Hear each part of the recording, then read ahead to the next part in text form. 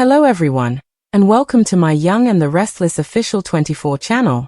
I hope everyone is having a wonderful day. Before we begin, please hit the subscribe button and give this video a thumbs up. Jack begs to keep it a secret. Victor threatens to reveal Kyle's biological father. The walls of Abbott Manor, steeped in history and layered with secrets, seemed to close in on Jack Abbott as he paced the length of the study. The grandfather clock chimed softly in the background, mocking the silence that had fallen after Victor Newman's explosive declaration. Just moments ago, Victor had dropped a bombshell that threatened to upend everything Jack thought he had under control. "I know, Jack," Victor had said, arms folded, his voice like steel. "I know Kyle isn't your biological son." Jack had frozen mid-step, his breath catching. "What are you talking about?" Victor had leaned in, a cold, triumphant glint in his eyes. "Don't play dumb. I've known for months. The DNA test was buried deep, but not deep enough. And now, I hold the key to a truth that would destroy your family's name." Now, alone, Jack's hands trembled as he poured himself a drink. The ice clinked against the glass as he tried to steady his breathing. The possibility had haunted him for years: whispers from Diane's past, the timing of her disappearance, the unexplained phone records, but he had buried them all under layers of paternal devotion. He had raised Kyle, loved him, protected him. And now, in one swift move, Victor Newman threatened to shatter that entire foundation. Hours earlier, Jack had received an anonymous envelope delivered to Jabot's executive office. Inside was a single sheet, a scanned DNA report. Jack's name was noticeably absent from the paternity field. Instead, a match was listed next to a name Jack hadn't heard in decades: Jonas Morrow, a former lab technician at Jabot who had vanished from the scene after a brief affair with Diane Jenkins, right around the time of Kyle's conception. Jack had immediately confronted Diane. In tears, she had confessed what he feared. Jonas had always been a possibility, but she'd suppressed it, not wanting to lose Jack or risk Kyle being seen as a mistake. She had buried the truth because she believed Jack was the better father, morally, financially, emotionally. "It doesn't change anything," Diane had pleaded. "You are Kyle's father. You always have been." Jack had believed her, wanted to believe her. But the truth, now weaponized in Victor's hands, threatened to rip apart everything. Now Victor stood in Jack's study again, as composed and calculating as ever. "You don't have to do this," Jack said, desperation creeping into his voice. "We've had our battles, Victor, but this is nuclear. You'd destroy Kyle for the sake of getting at me." Victor didn't flinch. "I don't give a damn about Kyle. But I do care about the truth. And I'm sick of your sanctimonious lectures and the way you parade your family around like they're Genoa City royalty. Let's see how the public reacts when they find out your heir isn't even an Abbott." "You're bluffing," Jack challenged, gripping the edge of his desk. "You wouldn't hurt Summer like that. You wouldn't drag Kyle through the mud when he's finally trying to rebuild his life." Victor smiled, but it didn't reach his eyes. "You think I care about collateral damage? You underestimate me, Jack." Jack moved around the desk, his voice lowering into a plea. "Victor, I'm begging you. For once in your life, don't make this a blood sport. If this comes out, it'll destroy Kyle. He already lost Diane once. He's just starting to find solid ground with Claire and Summer. Don't take this from him." Victor raised a brow. "You're begging? That's new." "I'm not proud," Jack admitted. "But I'm a father. And you know what that feels like. Whether it's Nikki, Victoria, Adam, or Nick, you'd burn the world to protect them. So would I. So please, don't do this." Victor studied him for a long moment. "Then give me something in return." Jack stiffened. "What do you want?" Victor leaned forward. "Stay out of Newman business. No more Jabot meddling. No more boardroom surprises. You keep Jabot in its lane, and I keep your dirty little secret under wraps." Jack exhaled, feeling the weight of the decision crush his chest. "So this is blackmail?" "Call it mutually assured destruction," Victor replied coldly. Jack turned away, unable to look Victor in the eye. His mind raced through the potential fallout. Kyle would be devastated. Ashley would rage. Billy, already reckless, might go nuclear. And Diane? Diane might disappear again, leaving Kyle adrift all over. Jack had clawed his way back from hell to stabilize his family. He couldn't afford to lose it all over a secret that should have stayed buried. After a long pause, Jack turned back to Victor. Fine. You win. I'll step back. But if you breathe a word of this to anyone, I swear I'll make it my life's mission to destroy you. Victor smirked. Now there's the Jack I know. He turned to leave, but paused at the door. One more thing, tell Diane to be careful. She's made a lot of enemies in this town. And secrets have a way of surfacing, with or without my help. When he was gone, Jack sank into the leather armchair, his drink untouched. His mind reeled, not just from Victor's threat, but from the growing paranoia that others might already know. Across town, Kyle sat at society with Claire Grace, unaware of the storm forming around his very identity. Claire noticed the tension on his face as he stirred his drink without taking a sip. You okay? Kyle hesitated. Something's been off lately. With my dad. He's been acting weird, avoiding questions, changing the subject when Diane comes up. Claire's brow furrowed. You think something's wrong? Kyle shrugged. Honestly, I don't know.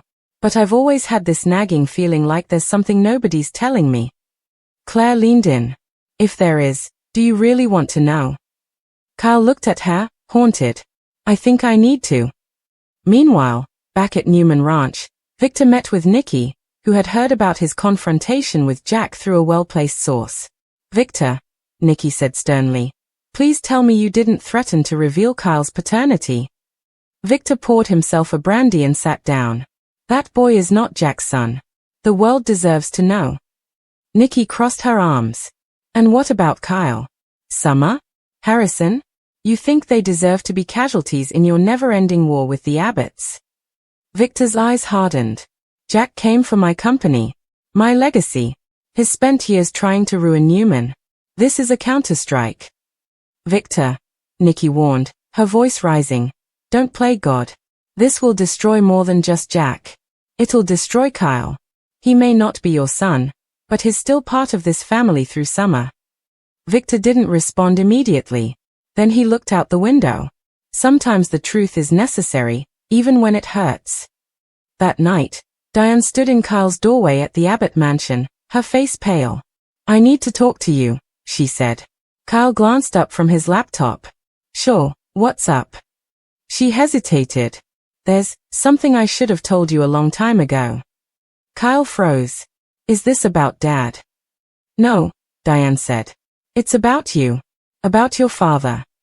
He stared at her, dread pooling in his gut. You mean Jack isn't? Tears welled in Diane's eyes. There was someone else. A long time ago. And I wasn't sure. But Victor found out. He has the test results. Kyle stood slowly, his breath shallow. So all this time, you lied. I didn't lie, she said desperately. I just didn't know for sure. And I chose the man who loved you, who raised you. Kyle held up a hand. Don't. Just don't. I need time. He brushed past her, grabbing his keys, ignoring her pleas. He had to get out. To breathe. To think. Outside, as Kyle sped through the streets of Genoa City, Victor's words echoed in the background of his memory. Every smirk. Every dig. Every challenge about his place in the Abbott family. It all made sense now. And the man he once trusted as a grandfather-in-law had just dropped a bomb in the center of his life. At the Abbott house, Jack stood alone, staring at a photo of him and Kyle from years ago. Kyle as a boy, Jack with a proud smile. He whispered, "You're still my son. No matter what." But deep down, he feared that Victor's threat had already taken root. The secret was out. And nothing in Genoa City would ever be the same again. The night bled into the early hours of morning, but Genoa City refused to sleep. Kyle Abbott drove aimlessly through the quiet streets, haunted by the unraveling truth. Diane's confession replayed in his head like a broken record. There was someone else. The foundation he'd built his life on, the idea that Jack Abbott was his father, his mentor, his hero, had cracked. He finally stopped his car near Chancellor Park, the one place that gave him clarity. The moonlight shimmered over the pond, reflecting a life Kyle no longer recognized. He sat on the bench where he used to take Harrison, his mind spiraling. Jack wasn't his biological father. Victor Newman knew. Diane had lied. A million questions bubbled to the surface. Who was Jonas Morrow? Why had no one ever told him about this possibility? And why, of all people, did Victor have the evidence? His phone buzzed again. Jack. Kyle ignored it. He wasn't ready to hear explanations. Not yet. Suddenly, a familiar voice interrupted his spiraling thoughts. I thought I'd find you here. It was Summer. Kyle looked up, startled. Her face was shadowed in the moonlight, worry etched into her eyes. How do you know I was here? I didn't, she admitted. But I remembered this was where you always came when you needed to clear your head. I've been calling you all night. Your mom is a wreck. Jack too. He looked away, jaw clenched. So they told you. She sat beside him. Jack called me. Said he didn't want me to find out from anyone else. But I knew something was wrong days ago. You've been restless. Agitated. I just didn't know it was this. Kyle's voice broke. Why didn't they tell me sooner, Summer? Why let me believe a lie my whole life? Summer placed a hand on his shoulder. Because it wasn't a lie to them. Jack loves you. That man would die for you, Kyle. So would your mom. Maybe they didn't know how to handle the uncertainty. Maybe they thought love would be enough. He swallowed hard, emotions threatening to choke him. But it's not just about love. It's about identity. Everything I thought I knew about myself, it's gone. Not everything, she whispered. You're still you. Still Kyle. Still Harrison's father. Still part of this family. Blood doesn't erase that. Kyle nodded slowly, appreciating her words, but the void remained. He needed answers. And there was only one person who could provide them. By mid-morning, Jack sat in the Abbott family living room, disheveled and sleep-deprived. The tension was unbearable. Every creak of the floorboards made his heart leap, fearing Kyle had returned with resentment and fury. Diane sat beside him, her eyes red and swollen from crying. We should have told him sooner, she whispered. Jack didn't respond. He simply stared out the window, lost in thought. Suddenly, the front door creaked open. Kyle stepped inside, eyes cold, expression unreadable. Neither parent moved. Jack stood slowly. Kyle. Kyle raised a hand. Don't. Just let me talk. He walked into the room and sat across from them, leaning forward. I want the truth. The entire truth. No lies. No sugarcoating. I need to hear it from both of you. Who is Jonas Morrow? Why was this kept from me? And why the hell does Victor Newman have my DNA results? Jack swallowed hard. Jonas was a junior chemist working at Jabot in the early 90s. Diane and I were on again, off again. You know how messy it was.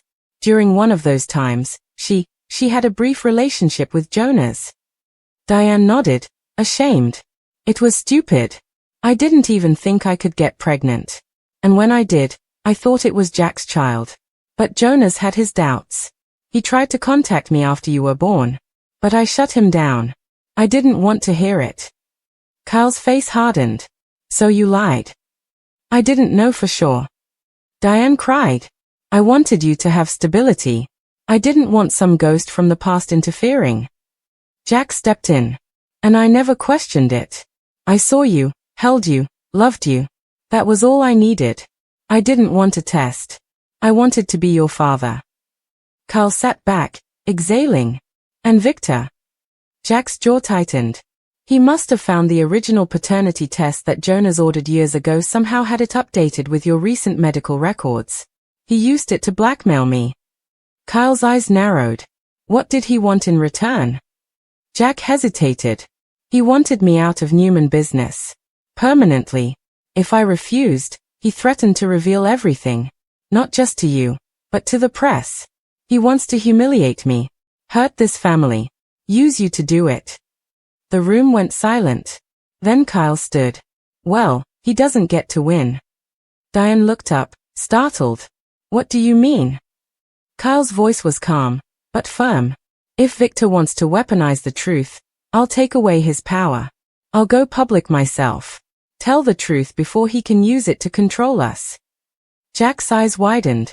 No, Kyle, that's not necessary. We can still contain this. No, Dad, Kyle said, voice steady. If I've learned anything from being part of the Newmans and the Abbotts, it's that secrets always come out. Better it come from me than from Victor's twisted narrative. Diane tried to argue, but Kyle turned and left. His path was clear. Later that day, at Newman Enterprises, Victor was in his office when Claire Grace burst in unannounced. "I need to talk to you," she said, slamming the door behind her. Victor arched a brow. "Claire, to what do I owe this dramatic entrance?" She tossed a manila folder onto his desk. "Leave Kyle alone." Victor opened the folder, finding press clippings, anonymous tips, and medical files background on Jonas Morrow and Kyle's paternity. Victor leaned back.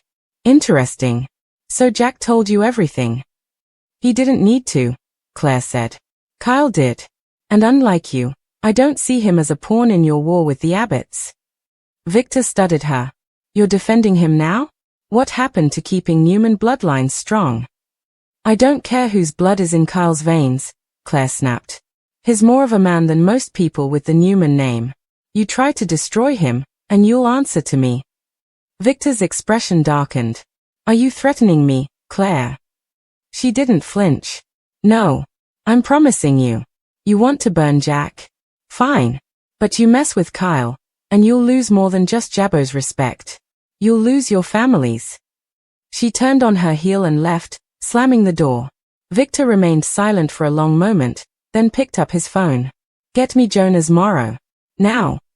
Hours later, a breaking news banner ran across GC Buzz. Kyle Abbott reveals shocking truth about his parentage, Jack Abbott not biological father. The article featured a personal statement from Kyle himself. "For years, I believed Jack Abbott was my biological father.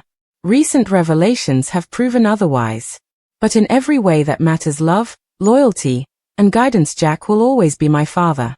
This changes nothing about the man I am today or the family I belong to." The response from Genoa City was explosive. Social media buzzed. Reporters crowded outside Abbott Manor.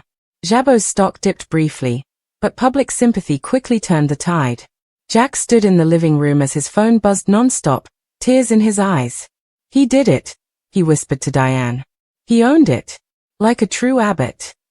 Across town, Victor watched the broadcast, his expression unreadable. Nikki stood behind him, arms crossed. "I hope it was worth it," she said coldly.